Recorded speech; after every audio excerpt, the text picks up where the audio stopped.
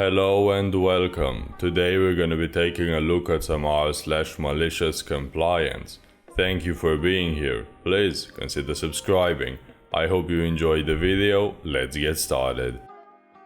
I'm so sorry I got in the way of you embezzling the money. I worked at two Mac restaurants. I'm not going to reveal which Mac restaurants these may be, but you may work it out. The first was in my hometown before uni for 6 months. The second was in my uni's town for 18 months. The two Mac restaurants had differing IT systems. One had an online system, the other just had paper, so I couldn't simply be transferred.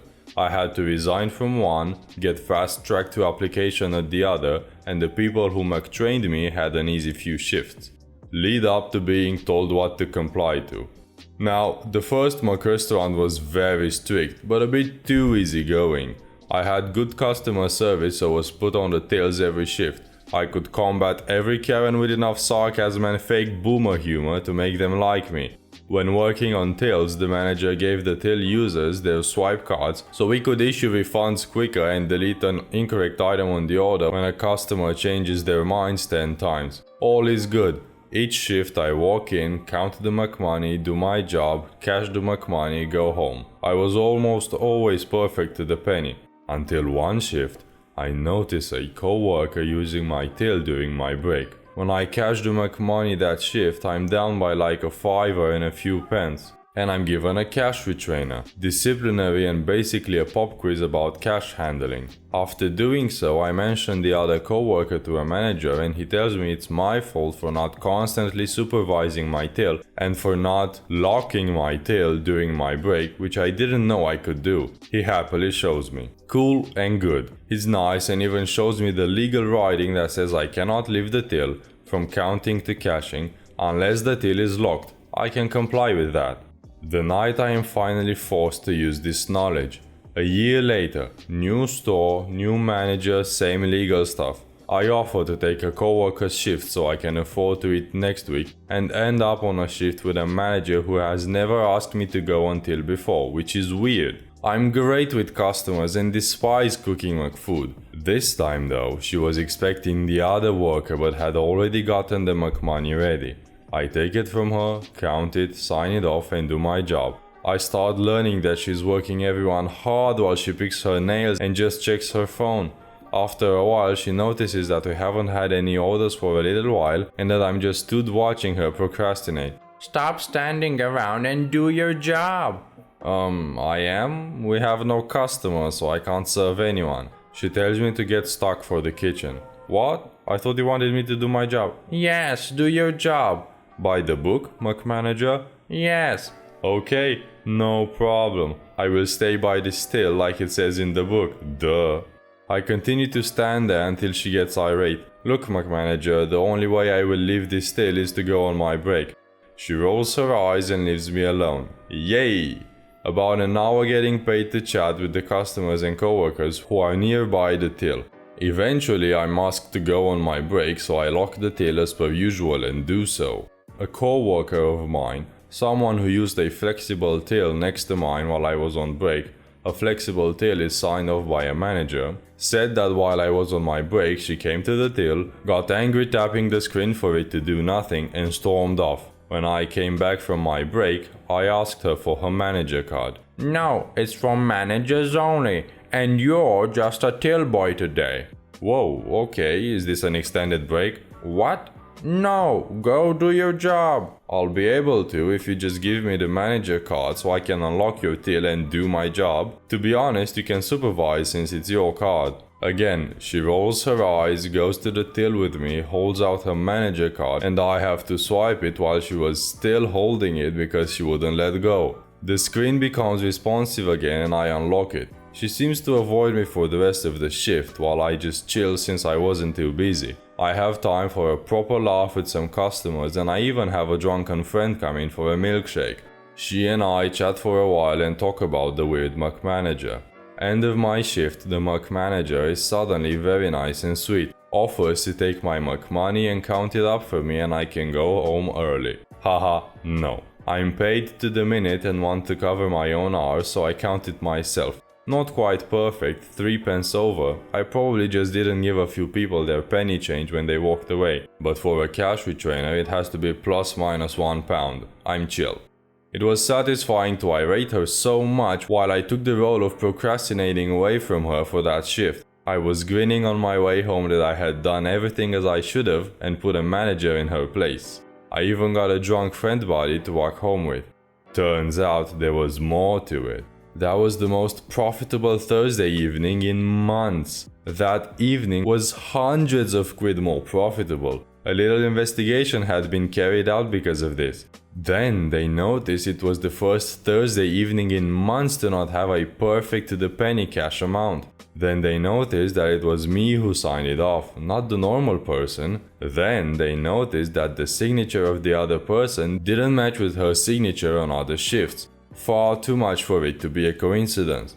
CCTV showed McManager to be taking the Tills McMoney into the office on the usual workers break every shift. I got in the way of it this time for just doing as told and doing my job by the book. Fired of course, fined of course. Think she spent a small amount of time in prison, but now I see her cleaning the floor in the Colonel's Kitchen restaurant across the street.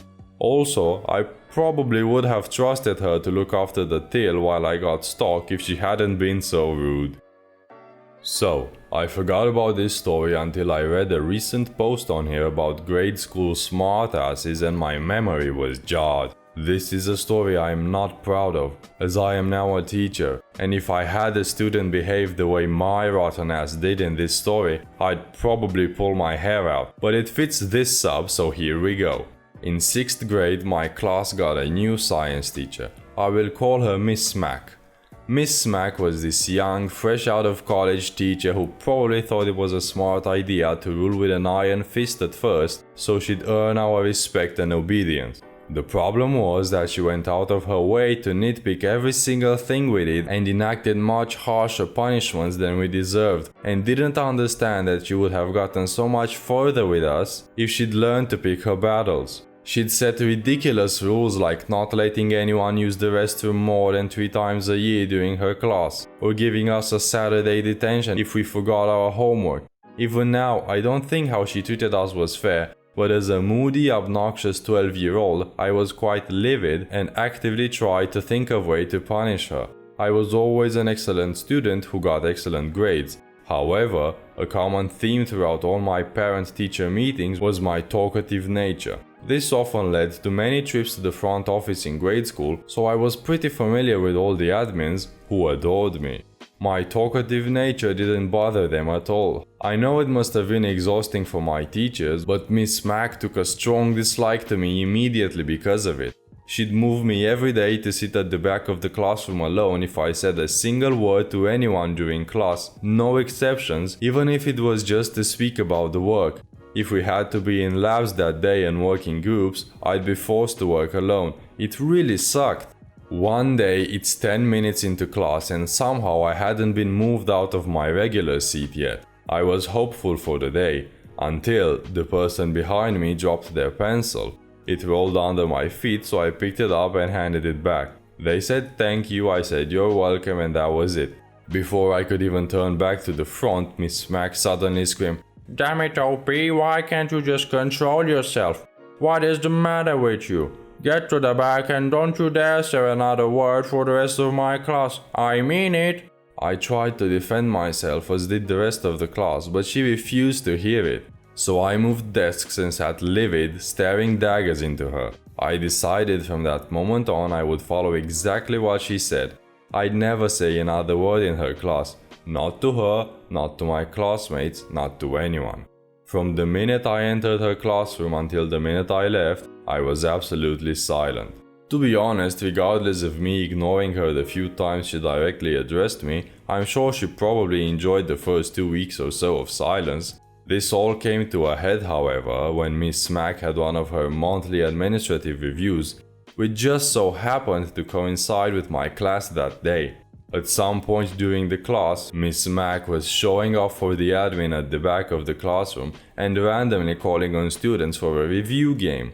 She must have been in her groove or something, because she clearly forgot about the ongoing situation between us and she calls on me to answer one of her questions. I just sat there, complete silence, staring directly into her eyes. She asked again, and I know it took everything in her not to lose it on me when I smirked. She definitely couldn't lose her cool in front of the admin, so I knew she wasn't going to yell at me like before, so I was really enjoying this moment. Watching the gears turn behind her eyes, knowing she could either keep trying to challenge me and make herself look bad, or she could ignore my disobedience and make herself look bad. She chose the latter.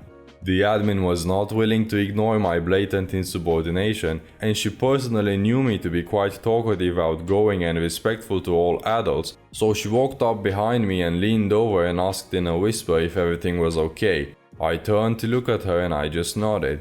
She whispered, "Then why aren't you answering, Miss Mac?" I turned back to my teacher, looked her right in the eyes as I said at full volume, "Miss Mac told me last month that I was never allowed to speak another word in her class again." I wish I could have gotten her face on camera. Hers and the admin's, if I'm being honest. They both were such a lovely mix of shock and distaste. Unfortunately, I didn't get to hear the things that were said when the admin pulled Miss Mac into the hallway, but the contortion of her beet-red face upon her return to class was enough to fuel my imagination for years. The admin took it upon herself to check upon me once a week for the rest of the year. She'd stop by during that class, pop her head in and just look at me expectantly, waiting for me to nod that I was okay. Miss Mac studiously ignored these interactions, but I know they ate away at her, and never once did she say another word to me about my talking.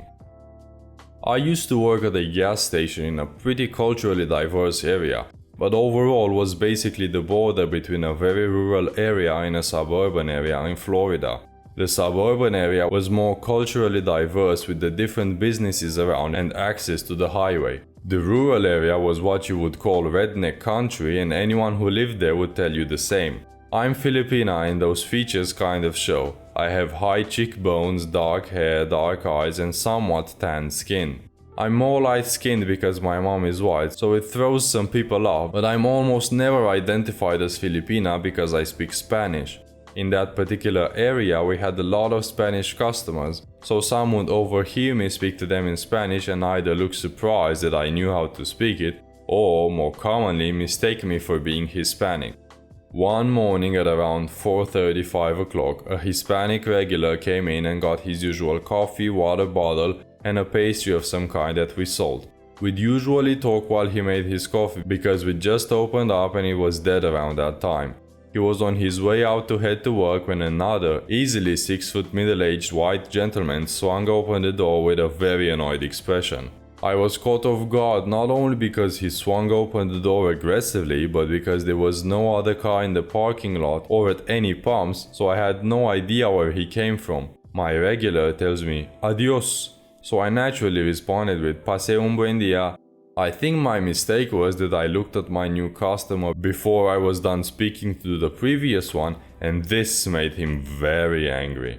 He started yelling at me saying I was being racist and I was racially profiling him. What he meant by that, I still don't know. I apologized and tried to explain that I was talking to the other man walking out of the door, and he cut me off and told me to speak to him in his native white language, putting a heavy emphasis on white when he said it. I then began to say random phrases I could remember in various languages like French, German, Italian, threw a little polish in there, and he went off. "Stop! I can't understand what you're saying, you fucking border rat bitch!" Honestly, that was a new one for me, but I stopped as requested. I looked at him with the biggest smile on my face and told him, "I'm sorry, sir. I didn't know which white language you wanted me to use, so I was trying all of them to see which one it was." He started calling me racist again, claiming he was going to call corporate on me for racially discriminating against him and not giving him service. I told him that I didn't know what he wanted me to do for him yet because he was too busy racially profiling me and spitting racial slurs at me for me to ask him.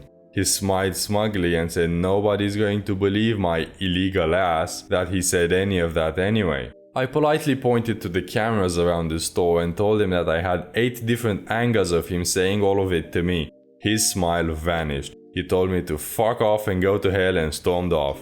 Honestly, to this day I have no idea where he came from or what he needed from the store, but that experience hasn't and probably won't ever leave me. Sir, wherever you are now, I hope you're a little more cultured and at the very least understand that not all white people speak English. Okay, that's about it for today. I hope you enjoyed the video. Maybe subscribe, maybe like. Anyway, thanks for watching. I'll see you in the next one.